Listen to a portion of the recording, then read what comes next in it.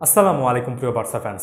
বার্সার জন্য চ্যাম্পিয়ন্স লিগে একটা দেজা ভু মোমেন্ট ছিল, অর্থাৎ একই জিনিস আমরা কিন্তু এর আগেও দেখেছি, বিগত বছরগুলোতে দেখেছি। এই প্ল্যাটফর্মে ম্যাচ শুরুর আগেও কিন্তু আমরা এই বিষয়গুলো একেবারে নির্দিষ্ট করে বলতে গেলে চ্যাম্পিয়ন্স লিগ আসলে বার্সার যে একটা জুজুর ভয় কাজ করে প্লেয়ারদের মধ্যে, সেটা নিয়ে আলোচনা করছিলাম। ঠিক একই জিনিস দেখেছি, ওই যে বললাম একটা দেজা ভু, এমন একটা এক্সপিরিয়েন্স আপনার দেখে মনে হবে কোথাও না কোথাও তো এটা এর আগেও একবার ঘটেছে কিংবা এর আগেও দেখেছি।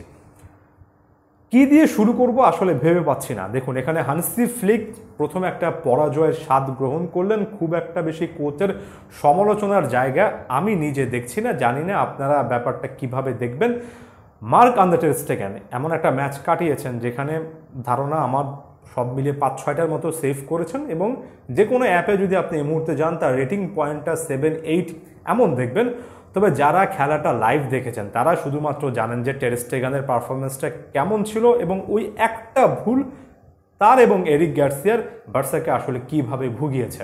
আমরা গত সিজনেও তো প্যারিস সেন্ট জার্মানির পক্ষে রোনাল্ড আরাহুর একটা এরকম ক্লামজি চ্যালেঞ্জ দেখেছিলাম। আরাহু স্ট্রেইট রেড কার্ড দেখেছিলেন, যে কারণে ফার্স্ট লেগে বার্সা ভালো করলেও সেকেন্ড লেগে এসে খেই হারিয়ে ফেলেছিল। একেবারে ফিউ সেকেন্ডসের মধ্যে মনে হয়েছিল যে বার্সা একেবারে গিভেন একটা ম্যাচের কনটেক্সট থেকে নিজেদেরকে নিজেরা আউট করে ফেলেছে। এদিন এরিক গার্সিয়া সেই জিনিসটা করলেন। গার্সিয়া ভুল করেছেন, স্ট্রেট রেড কার্ড দেখেছেন, এটা নিয়ে খুব একটা বেশি কিছু বলার নেই। তবে মার্ক আন্দ্রে টের স্টেগান যদি ওই রিস্কটা ওই মোমেন্টে না নিতেন, ওই পাসটা যদি তিনি মেক না করতেন, তাহলে এই ভুলটার কিন্তু আসলে কোনো সূচনাও হতো না। এরিক গার্সিয়া ওই ক্লামজি চ্যালেঞ্জটা করতে বাধ্য হতেন না। বারবার করে আমি হাইলাইটসও দেখেছি, স্লো মোশনও দেখেছি, কোনো অ্যাঙ্গেল থেকে আমি ভেবে পাইনি যে বার্সার বর্তমান ক্যাপ্টেন আসলে এমন রিস্কি একটা প্লেস যেখানে দুজন মোনাকোর প্লেয়ার রয়েছেন, কেন এই পাসটা দিতে গিয়েছেন। এগুলোকে বলে এক কথায় ফুটবলীয় ভাষায় আনফোর্সড এরর, অর্থাৎ এই এররটার জন্য আপনাকে প্রতিপক্ষরা ফোর্স করেনি, আপনি নিজে থেকে একটা ভুল করেছেন এবং সেই ভুলের মাসুলটা আপনি গুনেছেন, দল গুনেছে। টের স্টেগানের এমন অনেক চ্যাম্পিয়ন্স লিগের ডিজাস্টার পারফরমেন্স দেখানো যায়, ল্যাপস অফ কনসেন্ট্রেশন দেখানো যায়, যেটার জন্য বার্সা ভুগেছে। তাই পৃথিবীর সবচেয়ে রহস্যময় ব্যাপারগুলোর একটা আমার কাছে সবসময় মনে হয় মার্ক আন্দ্রে টের স্টেগানের ওভারঅল পারফরমেন্স, এবং টের স্টেগান সত্যিকার অর্থে কতটা বিশ্বমানের গোলকিপার সেটা নিয়ে ডাউট এর যে জায়গাটা তৈরি হয়। বার্সা প্রথম গোলটা যে জায়গা থেকে কনসিড করেছে সেটাও ডেজাভু মোমেন্ট, ক্লাসিক্যাল বার্সার ডিফেন্সিভ যে একটা এরর রয়েছে সেটা। এর আগের সিজনগুলোতে বা অন্তত গত দুটো সিজনে বার্সাবাদীর ইউটিউব চ্যানেলে ভিডিওর পর ভিডিওতে কথাবার্তা বলেছি, যখন বার্সার ডিফেন্ডাররা ব্যাকট্র্যাক করেন, অর্থাৎ বল লুজ করে নিজের ডি বক্সের দিকে তারা মুভ করেন, পেছনের দিকে মুভ করেন, আপনি দেখবেন যে তারা কিন্তু নিজেদের গোল, অর্থাৎ টের স্টেগান যে জায়গাটা আছেন, টের স্টেগান বা গোল পোস্টের দিকে তাকিয়ে মুভ করেন, তারা তাদের ফেসটা অপোজিট ডিরেকশনে ঘুরিয়ে সেখানে ফরওয়ার্ড পুশ করে কোনো ট্যাকেল বা কোনো চ্যালেঞ্জ করতে পারেন না। পেছাতে পেছাতে পেছাতে পেছাতে মনে হয় যে একটা সময় তারা ডিবক্সের মধ্যে, অর্থাৎ নিজের ডিবক্সের মধ্যে নিজের গোল পোস্ট পার হয়ে একেবারে নিজের বাসে চলে যাবেন, তারপরও সেখানে কিন্তু তারা ক্লোজ ডাউন করবেন না। আমি এর আগে ইন্টার মিলানের ম্যান সিটির পক্ষে তারা যেভাবে ডিবক্সের মধ্যে পারফরমেন্স দিয়েছে সেটার অ্যানালাইসিস করেছিলাম।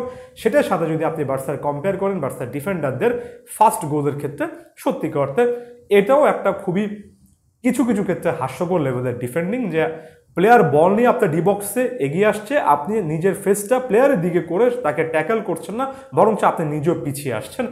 জাভি এই জিনিসগুলোর পরিবর্তন আনতে পারেননি। ফ্লিকের মতো মাস্টার ক্লাস কোচও যদি পরিবর্তন আনতে না পারেন, তাহলে কে আনবেন আমার জানা নেই। আমি এখনই আরও একবার বলবো যে ফ্লিকের অনেক রকমের দুর্বলতা এখানে খুঁজে লাভ নেই, কারণ এমন সিচুয়েশনে আপনি প্লেয়ারদেরকে যতটুকুই শিখিয়ে আসুন না কেন, প্লেয়াররা মাঠের মধ্যে যদি এটা ইমপ্লিমেন্ট করতে না পারেন, কোচকে এককভাবে দায় দিয়ে আসলে কোনো এখানে লাভ খুঁজে পাওয়া যাবে না। একটা জায়গা থেকে বার্সার জন্য ম্যাচটা সেখানে একেবারে কঠিন হয়ে গিয়েছে। 10 জনের বার্সা টিম হয়ে যাওয়ার পরে ট্যাকটিক্যালি কঠিন হয়ে গিয়েছে, কারণ দেখুন 4-2-3-1-এ একজনই লোন স্ট্রাইকার থাকে, যেটা লেভানডফস্কি, এবং তিনি প্রতিপক্ষের ডিবক্সের মধ্যে একটা প্রেজেন্স সবসময় বজায় রাখেন। যখন বার্সা ওই রেড কার্ডটা দেখলো, তারপরে এরিক গার্সিয়া চলে যাওয়ার পরে আসলে এটা 4-2-3-1-এর পরিবর্তে 4-2-3 হয়ে গিয়েছে। পেদ্রিকে কাসাদোর সঙ্গে ডবল পিভট সিস্টেম তৈরি করা লেগেছে এবং লেভানডফস্কিকে যথেষ্ট নিচে নেমে এসে খেলা লেগেছে। আপনি তার হিটম্যাপ দেখলেই বুঝবেন যে ডিবক্সে কোনো প্রেজেন্স নাই। যখন আপনার ডিবক্সে কোনো প্রেজেন্স রাখার মতো কেউ না থাকে তখন আপনার খুব একটা বেশি আক্রমণ হয় না। বার্সা তো আসলে শট সেভাবে নিতেই পারেনি।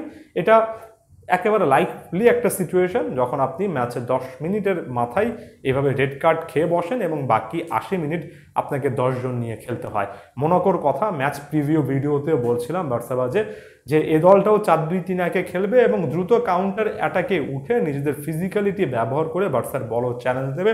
এই জিনিসটা নিয়ে আলোচনা করেছি যে আমার কাছে মনে হয় বার্সা যে স্টাইলের ফুটবল সাম্প্রতিক সময়ে খেলছে বড় দলগুলোর বিপক্ষে তাও কিছু না কিছু আসার জায়গা থাকবে যদি আসলে প্লেয়াররা ঠিক মতো খেলতে পারেন। তবে এমন মিডল বা মধ্যম সারির দলগুলোর বিপক্ষে বার্সার চ্যালেঞ্জটা আরও বেশি হবে।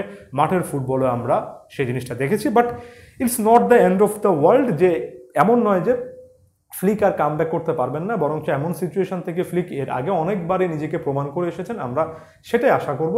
তবে কোচ যাই করুন না কেন দিন শেষে মাঠে সেটা প্লেয়ারদেরকে ইমপ্লিমেন্ট করতে হয়। এই জায়গা থেকে বার্সা অনেক পশ্চাৎপদ সিচুয়েশনে আছে। বার্সা প্লেয়ারদের ওই মেন্টালিটি যদি না আসে তাহলে চ্যাম্পিয়ন্স লিগ সত্যি কত টাফ, লা লিগার থেকে অনেক অনেক টাফ।